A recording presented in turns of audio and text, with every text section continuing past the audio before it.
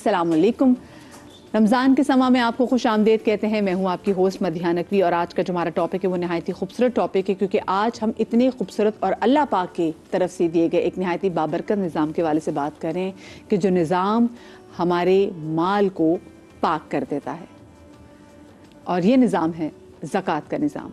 कुरान करीम में 32 जगह पर ज़कात का जिक्र किया गया है, और जहाँ पर नमाज के हवाले से बात की गई है वहीं पर ज़कात के हवाले से भी बात की गई है। यानी कि ये भी वो है जिसकी कोई कज़ा नहीं है, जिसकी कोई माफ़ी नहीं है, ये आप पर फ़र्ज़ है। और इसका एक मकसद है कि ये एक सोसाइटी में बैलेंस को पैदा करता है, और वो लोग जो कि हाजतमंद हैं, ज़रूरतमंद हैं, अफलास की हालत में हैं, उनकी इससे मदद होती है। तो आज सिर्फ हम ज़कात के वाले से बात नहीं करेंगे, आज हम सदक़ात के वाले से बात भी करेंगे, खैरात के वाले से बात भी करेंगे, अगर हम फ़िदिया देते हैं उस हवाले से बात भी करेंगे, और खुम्स की डेफिनेशन क्या है आज हम इस हवाले से बात भी करेंगे। मैं पहले आपको एक पैकेज दिखा लेती हूँ, फिर गुफ्तगू का बाकायदा आगाज़ करते हैं। और हमारे साथ स्टूडियोज़ में मौजूद हैं मुफ्ती सैयद नूरमानी भाई साहब मौजूद हैं, हमारे साथ मौजूद है अल्लामा जवाद हुसैन आबदी भाई मौजूद हैं, हमारे साथ हमारी बड़ी प्यारी बहन आयशा बिलाल रिलीजियस स्कॉलर मौजूद हैं, और साथ में हमारी नात ख़्वान बहन जवेदिया सलीमी हमारे साथ मौजूद हैं। आप तमाम लोगों को मैं अपनी ट्रांसमिशन में खुश आमदीद कहना चाहूँगी। और सबसे पहले वही एक जो सवाल होता है कि ज़कात जो है इसका पर्पज़ के वाले से हमने बात कर ली, इनकी शराइत क्या है और ये किन किन लोगों पर लागू है और कौन किन किन लोगों को देनी चाहिए। नहमदुहु व नसल्ली अला रसूलिहिल करीम, अम्मा बाद, फ़अऊज़ु बिल्लाहि मिनश शैतानिर रजीम, बिस्मिल्लाहिर रहमानिर रहीम। क़ाल अल्लाहु तआला फ़िल क़ुरआनिल मजीद वल फ़ुरक़ानिल हमीद वक़ीमुस सलाह व आतुज़ ज़कात सदक़ल्लाहुल अज़ीम व सदक़ रसूलुहुन नबियुल करीमुल अमीनुर रऊफ़ुर रहीम। तमाम तारीफ़ें अल्लाह सुब्हानहु व तआला के लिए, और दुरूद सलाम अल्लाह के रसूल, हम सब के आका, हम सब के मौला हुज़ूर मोहम्मद मुस्तफ़ा सल्लल्लाहु अलैहि व आलिहि वसल्लम। ज़कात का लुग़वी माना पाक होना, ये अमले तत्हीर है, और एक माना बढ़ना भी है। ये बात जहन में रखिएगा। सबसे पहले ये समझ लें कि ज़कात किसको दे सकते हैं। बहुत आसान दो अल्फाज हैं, आप समझ जाएं किसको दे सकते हैं और किसको नहीं दे सकते। एक है असल और दूसरी है नस्ल। असल में यानी कि आपके वालिद, वालदा, नाना, नानी, दादा, दादी, ये हो गई आपकी असल, इनको ज़कात नहीं दे सकते। नस्ल या फ़रोहात जिसे और लफ्ज़ इस्तेमाल किया जाता है, बेटा, बेटी, नवासा, नवासी, पोता, पोती, ये आपकी आ गई फ़रोहात, आप इनको ज़कात नहीं दे सकते। और इसी तरह मियाँ बीवी और बीवी मियाँ आपस में दूसरे को ज़कात नहीं दे सकते। आक़िल, बालिग़, आज़ाद और साहिब निसाब। अब आइए इसका निसाब कितना होता है। 52.5 तोला चांदी या 7.5 तोला सोना या इसके बराबर मसावी रकम करेंसी आपके पास मौजूद है या माल तिजारत। अब उलमा फ़ुक़हा ही कहते हैं, क्योंकि उस ज़माने में थोड़ा यानी कि थोड़ा सा करीब होती थी सोना और चांदी की रकम, मगर अब क्योंकि बहुत ज़्यादा फ़र्क आता है, अब तकरीबन 52.5 तोला चांदी आज की जो रकम है टुडे 1,71,570 रुपये बनती है। तो जिसके पास 1,70,000 यानी कि कुछ 2-3 तोला सोना पड़ा है और थोड़ा चांदी पड़ा है, कैश पड़ा है, अब ये सब मिला के 1,71,572 रुपये या 570 रुपये बनते हैं। अब वो 40 से इस रकम को मल्टीप्लाई करेगा, वो 40 से मल्टीप्लाई करेगा, तो ये रकम जो है इसकी ज़कात अदा हो जाएगी। सबसे बेहतरीन मसारिफ कुरान मजीद फ़ुरक़ान हमीद है, व आतल माल अला हुब्बि ज़िल क़ुरबा वल यतामा वल मसाकीन। 8 मसारिफ सूरह तौबा के अंदर बयान है, और उसमें से जो आला जो होता है, यानी कि जो अगर आप सही तरीके से कुरान मजीद फ़ुरक़ान हमीद को पढ़ें तो जो आपके करीब के लोग हैं, व आतल माल अला हुब्बि ज़िल, उसमें बहन, भाई, रिश्तेदार, पड़ोसी, फिर ददियाल के लोग, ननियान के लोग, ये आपके अक़रब के ज़्यादा मुस्तहिक हैं। बस अपनी औलाद के हैं उन पे नहीं जाना, अपने वालिद और वालिदैन और वो भी नहीं, अपनी औलाद पे भी नहीं। हाँ, लेकिन फिर साथ साथ जो बहन भाई सिबलिंग्स हैं उन पर आते हैं। एक छोटा और मसला ये कि हौल आने हौल, वो रकम जो पूरा साल आपके पास मौजूद रही है। अब लोग यहाँ गलती ये करते हैं, गलती ये होती है कि हमें रमज़ान में देना है। नहीं, कोई शख्स मिसाल के तौर पर रजब में या रबीउल अव्वल में या मुहर्रम में साहिब निसाब हो चुके हैं, देना है। इंतज़ार रमज़ान का नहीं करना। आपका जैसे ही माल रबीउल अव्वल में, मुहर्रम में, ज़िलक़द में, ज़िलहज में हो गया, आपको उसी वक्त देना है। साल में गरीब सिर्फ रमज़ान में थोड़ी होते हैं, ये ज़रूरतमंद सिर्फ रमज़ान में नहीं होते, हर महीने आप निकाल सकते हैं, हर महीने भी निकाल सकते हैं। लेकिन बेहतर मैं ये समझता हूँ मैं, एक बड़ा अमाउंट किसी को आप दे दें और कारोबार करा दें, चंद सालों में वो ज़कात देने वाला बन जाएगा। इससे बड़ी क्या बात हो सकती है। छोटी सी ब्रेक ले लीजिए, ब्रेक के बाद हाजिर होते कहीं मजा आएगा।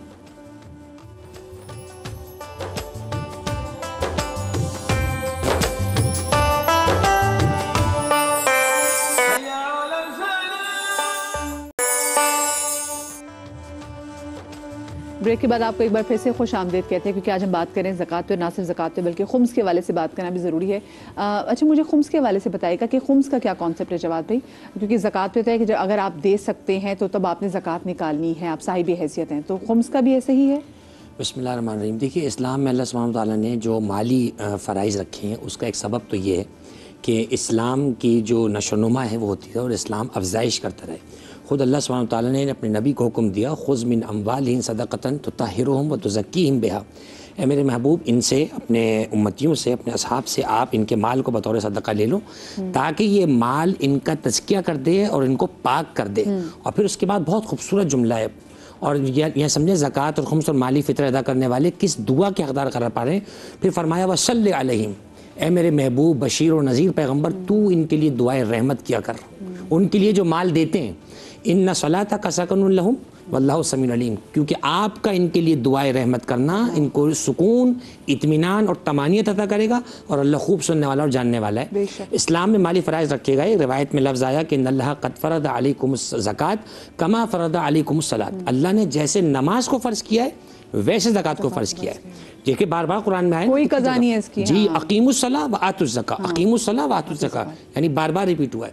ایک روایت میں آیا کہ لا زکوٰۃ لہو لا زکوٰۃ لمن لا صلاۃ لہو، جس کی زکوٰۃ نہیں ہے اس کے لیے کوئی نماز نہیں ہے، یعنی سارے سال پابندی سے پڑھتا رہے۔ ولا صلاۃ لمن لا ورع لہو، جو نماز نہیں پڑھتا، جس کے پاس نماز نہیں، اس کا کوئی ورع تقویٰ نام کی چیز ہی کوئی نہیں ہے۔ اسی لیے آپ غور کریں کہ زکوٰۃ ایک ایسی عبادت ہے جو آپ سال میں اپنی 10 ان چیزوں پر جو فقہ کی کتابوں میں انعام ثلاثہ، غنائم اربع اور اس کے ساتھ جو ہے وہ مال تجارت وغیرہ کو علماء نے شامل کیا، سونا چاندی ہے۔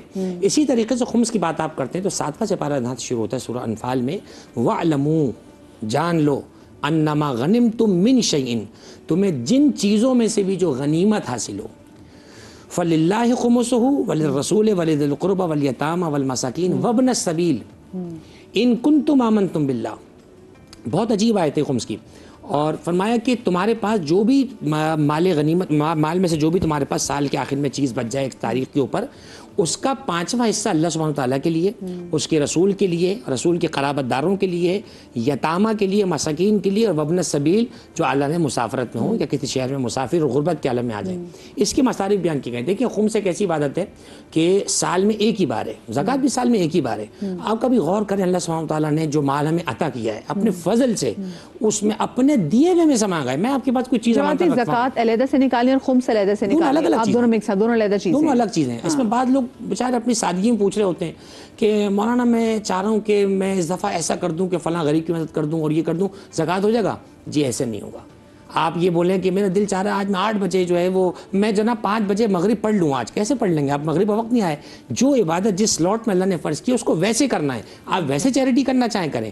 تو اسی طریقے سے خمس کے لیے حکم یہ ہے کہ سال میں آپ کی جو بھی چیزیں، بچت ہے، سیونگز ہیں، انکریمنٹس ہیں، بونسز ہیں آپ کے، ان تمام کا 20%، 100 پہ 20، 1000 پہ 200، لاکھ پہ 20,000، کروڑ پہ 20 لاکھ، یہ آپ نے نکالنا ہے۔ پھر اس کو 2 حصے ہو جائیں گے، سہم امام، سہم سادات۔ سہم امام چونکہ امام زمانہ غیبت کبریٰ میں مجتہدین الزام کو دیا جائے گا، سہم سادات، سادات کی شرائط دیکھ کر سید جو اپنے آپ کو یہ کہہ دے کہ میں سید ہوں اور آپ کو اطمینان آ جائے گا، 2 عادل کہہ دیں سید ہے، اتنا کافی ہو جاتا ہے۔ اسی طریقے سے وہ گناہگار نہ ہو، اگر مرد ہے تو نمازیں نہ چھوڑتا ہو، عورت ہے تو بے پردہ نہ ہو، ان کو سادات کی شرائط دیکھ کے جا سکتا ہے۔ میں سمجھتا ہوں کہ ان عبادات کی طرف، مالی عبادت کی طرف آئیں، صرف نماز روزہ سستے میں کر لینا عبادت نہیں ہے، جو اللہ نے آپ کو دیا اس میں سے عطا کرنا بھی عبادت ہے۔ یہ بڑی اچھی بات کہ خواتین جو ہے نا وہ بڑی ہم دیکھتے کنجوس ہو جاتی ہے جب ان کی سونا بنانے کا شوق بہت ہوتا ہے، خواتین کو زیورات بنانے کا شوق بہت ہوتا ہے، پھر وہ کہتی ہے نہیں جی جو بینک میں پڑا ہے سنا ہے کہ ان پہ نہیں ہوتی، ہاں جو زیور پہن رہے ہوتے ہیں ان پہ زکوٰۃ ہوتی، تو کیا ایسا کچھ ہے؟ نہیں بالکل بھی نہیں۔ زکوٰۃ کا حکم یہ ہے کہ اگر عورت کی اپنی ملکیت ہے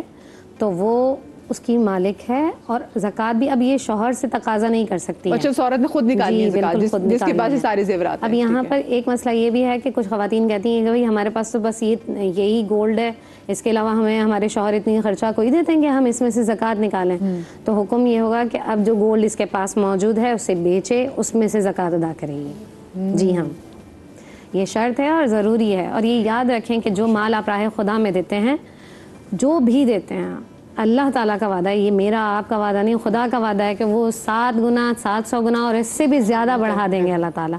تو جو یہ خواتین خوف کرتی ہیں نا، اور یہ یاد رکھیں کہ یہ جو مال ہے نا، اس مال کا جو خطرہ ہے، جو ہم بعض اوقات اپنے مصائب میں مصیبتوں میں پھنس جاتے ہیں، مشکلات میں پھنستے ہیں، تو یہ دراصل وہ جو ہم نے زکوٰۃ ادا نہیں کی ہوتی ہے، پھر اس وجہ سے پھر آپ نکالتے رہتے ہیں، تو دو وبال ہو جاتے ہیں آپ کے اوپر.